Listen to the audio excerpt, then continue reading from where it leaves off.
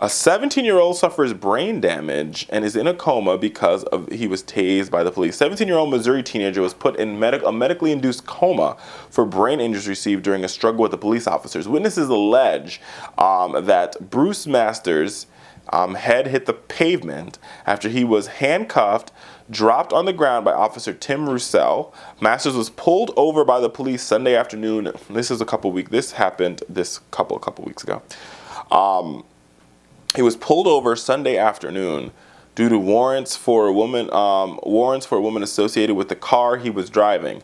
Police claimed the boy would not open the window, while Masters' friends contend the window got stuck and wasn't working, and thus the driver refused to exit the vehicle.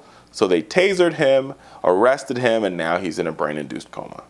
When force gets too excessive. Once again, another situation where we've got to do a better job of community policing. And we've got to ask ourselves the question, where is the line between protecting and serving and disenfranchising on people's rights, and in this situation, harming, putting somebody on pretty much near life support? America. I mean, come on, y'all. We've got to do better. We've got to do better in this country. That's all I can say on that one. That's all I can say. We have really got to fundamentally do better. And the good news here is that criminal justice reform is starting to become a bipartisan issue. And people are really trying to figure out how they make police accountable, how we keep the police accountable, and at the same time, beyond keeping police accountable, how do we make sure that the community is accountable?